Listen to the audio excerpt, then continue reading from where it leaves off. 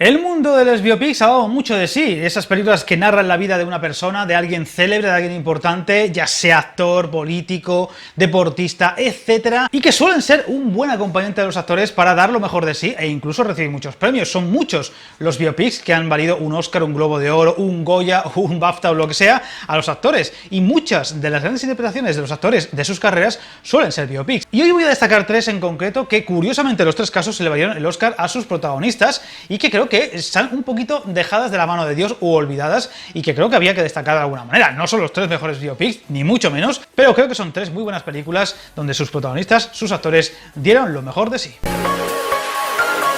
Empiezo por Ray, la película que nos daría la vida y milagros del bueno Ray Charles, ese cantante tan especial que dio mucho de sí, un cantante que era ciego y que sería una auténtica banda sonora de la América de aquellos años. Un actor como Jamie Foxx dándole vida que le valdría el Oscar, la verdad es que está estupendo. Como siempre suele ocurrir con las grandes películas donde los actores están estupendos, hay que verlas en versión original, por ejemplo otro día con Call Me By Your Name así lo hice, aquí también con Ray o con otra de las que voy a enseñar luego. Una de las tres no la he visto en versión original, pero porque el doblaje es muy bueno, pero con Ray hay que hacerlo. El doblaje de Ray es bastante bueno, es cierto, pero aún así ver a Jamie Foxx haciendo de Ray Charles hay que verlo en versión original. Y eso es lo que tiene esta película, que es un auténtico retrato de la vida y milagros de un cantante que fue importantísimo en su momento, pero que tuvo una vida truculenta más no poder, ya no solo por su discapacidad, además ambientada en muchos detalles, por ejemplo con flashback, intentando explicar el por qué o cómo le pasó, o también por supuesto con sus devaneos, con muchos problemas con las drogas o con las mujeres.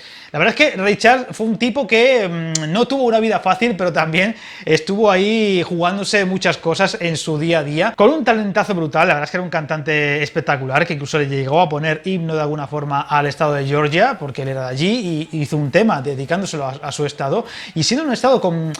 bastante racismo y demás, pues al final acabó poniendo su himno, esa letra, esa canción, como himno del estado, que es una de sus canciones más conocidas, aunque hay unas cuantas que va a ser imposible no mover los pies en un momento dado de la película cuando están sonando. Un cantante muy rítmico, que además innovaría muchísimo en lo suyo y que intentaría siempre ir más allá en un momento donde a lo mejor la música que él interpreta en ese momento empezaba a quedarse un poquito anticuada. Un cantante brillante para una actuación, una interpretación brillante por parte de Jamie Foxx. El Oscar fue para él, además yo creo que sin discusión está estupendo. Es cierto que seguramente después no haya vuelto a hacer un papel a ese nivel ni de lejos, aunque es cierto que también ha ido mucho por el lado, por ejemplo, del cine comercial. Una película algo larga, eso sí, hay que decir que tiene momentos un poquito lentos, pero la verdad es que la historia del propio protagonista es tan interesante, el propio personaje en sí es tan interesante, que la película es interesante en sí, aunque sea lenta o aunque tenga un ritmo que a veces podría ir un poquito más rápido. La ambientación de esos años está muy bien conseguida, ya digo, la parte musical ayuda mucho a que el ritmo mejore en muchos detalles, y el tema de que aborde de una forma tan clara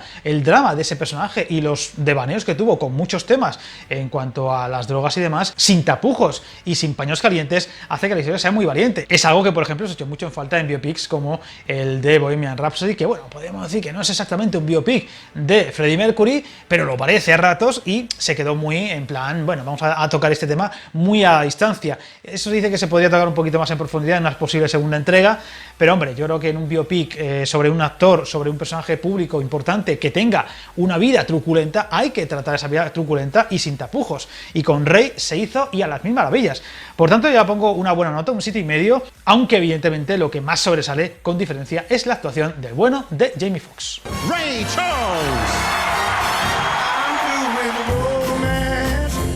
We're giving you a state-of-the-art deal here. Paso ahora a Erin Brockovich, esta película del 2000 con Julia Roberts dando vida a este personaje real, muy interesante por cierto, con Steven Soderbergh en la dirección, con su habitual pátina de fotografía extraña que le viene muy bien a la historia. Una mujer muy especial, con muchos, en fin, muchos arrestos, vamos a decir, me encanta esa palabra, redaños, con mucho carisma y que además le viene perfecto a la imagen y al carisma, a la fuerza que va a tener Julia Roberts en la película. Su mejor película posiblemente en cuanto a actuación, le valió el Oscar. La novia de América pues consiguió por fin ese Oscar que tanto perseguía. Aquí está estupenda, los secundarios también, con ese Albert Finney que es maravilloso, un actor que por cierto ya sabéis que nos dejó y que posiblemente también haga una de sus mejores interpretaciones. Tenemos también a Aaron Eckhart haciendo de motero, casi irreconocible para un actor que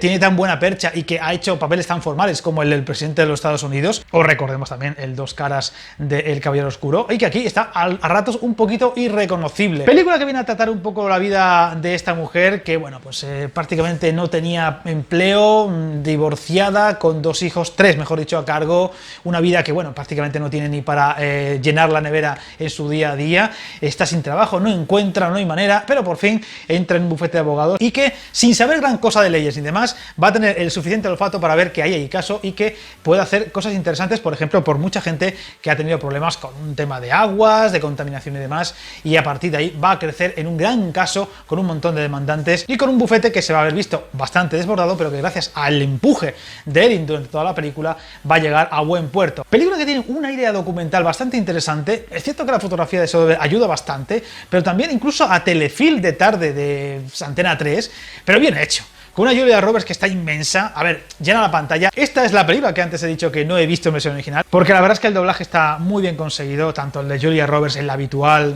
con esa actriz de doblaje tan magnífica, como el de Albert Finney, por ejemplo, con esos insultos, con esas cosas que tienen entre ellos tan chulas, con esos devaneos que tienen continuamente, esos piques continuos. Se ve muy bien, yo ya la he visto muchas veces y me sigue gustando muchísimo. Tiene un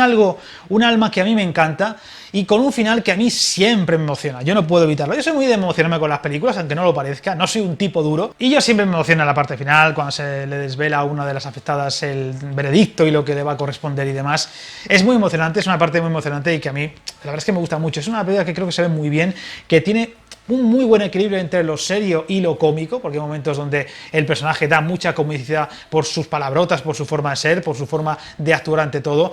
Y la verdad es que ese equilibrio entre la comedia y el drama que se ve en la película está muy bien conseguido por parte de Soderbergh y que en manos de otro director más torpe posiblemente habría sido un ejercicio demasiado simplón y poco más. La historia que hay detrás, los personajes que hay detrás tienen mucha riqueza, o esa banda sonora de Thomas Newman, el responsable por ejemplo de Cadena Perpetua, pues la vienen muy bien y hacen que la película suba muchos enteros y hacen que una película que pueda parecer, como he dicho antes, un telefilm a ratos, tenga mucho empaque a la hora de la verdad y que, ya digo, yo ya lo he visto un montón de veces, no sé si 4, 5, 6 veces, y me sigue gustando mucho. La voy a poner un 8, aunque puede que a más de uno le sorprenda esta nota, pero creo que esa virtud que tiene esta película de ser seria sin dejar de ser entretenida es algo que hay que valorar y que le viene muy bien. How did you do this? Seeing as how I have no brains or legal expertise, I just went up there and performed 634 sexual favors.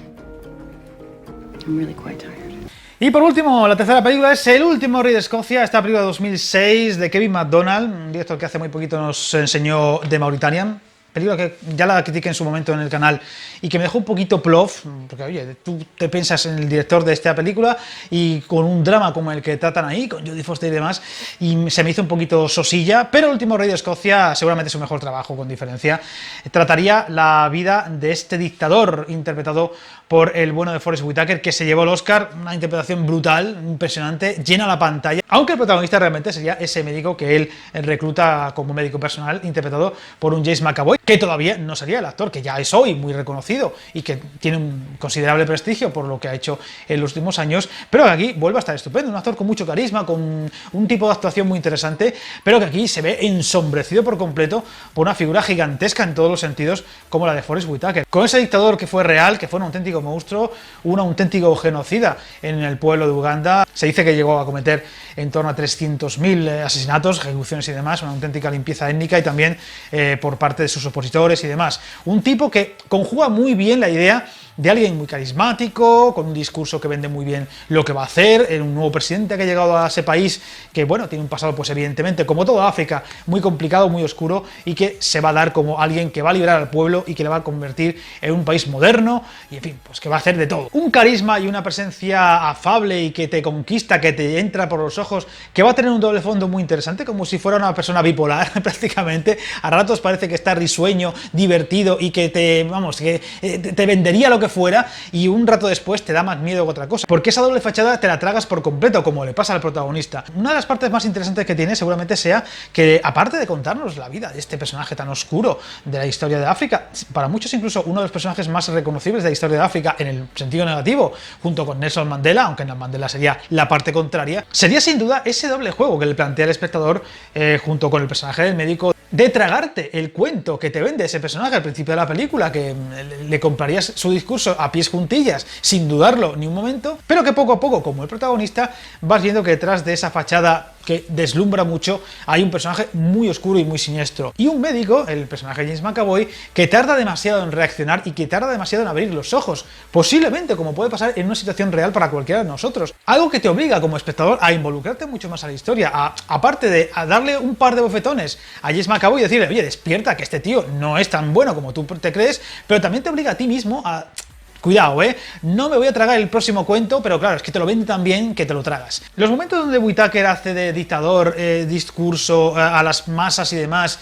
presidenciales, son muy brillantes. Pero sin duda donde más brilla es esos momentos donde además el director se va a volcar con él y le va a meter la cámara encima, en primerísimo primer plano, donde él tenga que lucir al máximo y exprimirse al máximo como actuación, que es cuando da más miedo. Como dice en un momento dado el médico, ¿no? Parece un niño grande, ¿no? Un niño caprichoso que en un momento dado está jugando con un juguete y al siguiente parece que lo quiere romper. Un tipo tremendamente inestable, que ahora te puede estar regalando los oídos y al minuto siguiente te puede estar diciendo de todo. Hoy te puede decir que es su mano derecha y casi como un hermano, y al día siguiente a lo mejor ordena tu ejecución, como pasa con algún personaje cercano. Una auténtica pesadilla andante, que además, como digo, fue un personaje real muy oscuro, seguramente uno de los personajes más oscuros de la historia de África, y que demuestra que tras muchas fachadas, muchos vendehumos, muchos salvapatrias, muchos caudillos que se llaman salvadores del pueblo, hay verdaderas figuras oscuras a más no poder. También juega muy bien a la idea de censurar un poquito el comportamiento de esos países colonizadores, como el caso de aquí de Reino Unido o de Inglaterra, de